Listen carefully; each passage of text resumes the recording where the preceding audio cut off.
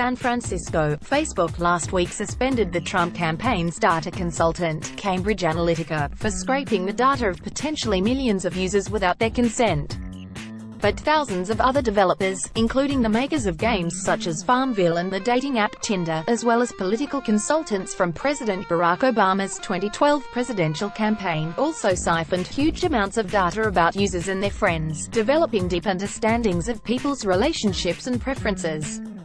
Cambridge Analytica, unlike other firms that access Facebook's user data, broke Facebook's rules by obtaining the data under the pretense of academic use.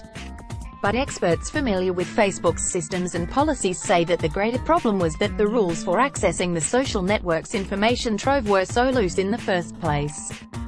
Facebook chief executive Mark Zuckerberg in 2007 invited outside developers to build their businesses off Facebook's data, giving them ready access to the friend lists, likes, and affinities that connect millions of Facebook users.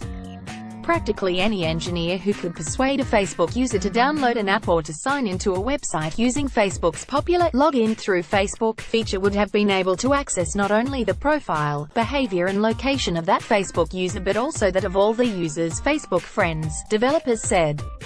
Such information can be extremely valuable to marketers and political campaigns for tailoring messages, ads and fundraising pitches. As long as the developers didn't misrepresent themselves, Facebook allowed the data to be stored on developers' databases in perpetuity. Facebook changed its policy in 2015 after concerns about misuse of data by third parties and a shift in strategy tied to its relationships with developers. The question of what Facebook permitted, and how everyday users understood those permissions, is under a new spotlight in the wake of the Cambridge revelations. In that case, the 270,000 people who downloaded an app authorized an academic working with Cambridge Analytica to collect their data. But Cambridge Analytica was able to vacuum up data from millions more people, analysts estimate, without their permission through the friends lists of the initial group. On Monday, Facebook said it will audit Cambridge Analytica to determine whether the company had deleted the data it took inappropriately.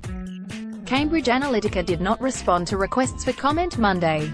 Over the weekend, the firm said it fully complies with Facebook's terms of service. Congressional calls for Facebook officials to testify on Capitol Hill grew louder and more bipartisan Monday as lawmakers demanded that the tech giant explain how Cambridge Analytica obtained its data.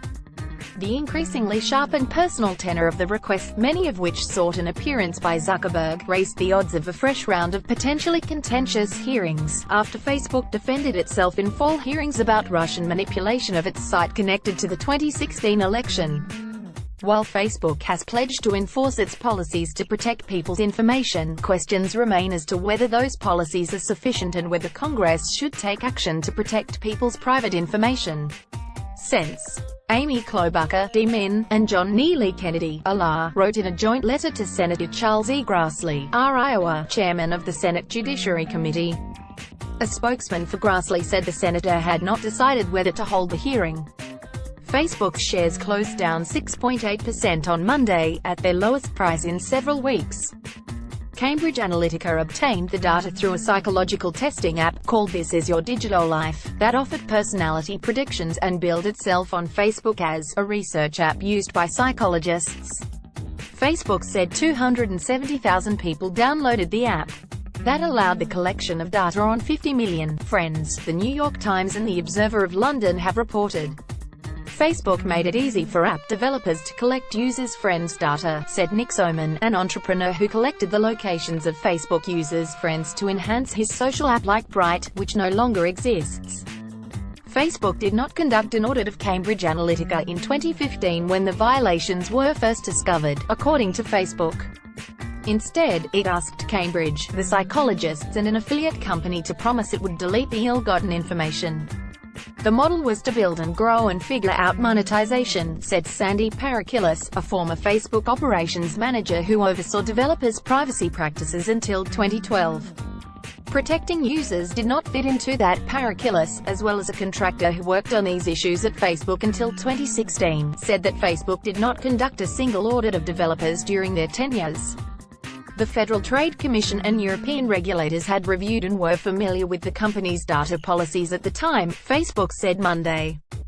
The company says that any user who downloaded an app or used the sign-on feature had to agree to a permissions screen that said, "This app will receive the following info: your public profile, friend list, birthday, groups, current city, photos, and personal description, and your friends' birthdays, photos, and likes." But two former FTC officials said that Facebook's allowing the psychologist to take so much data about a person's friends could constitute a violation of a 2011 consent decree with the agency. Under that agreement, Facebook is required to notify and get explicit permissions from users before data about them is shared beyond the privacy settings that they have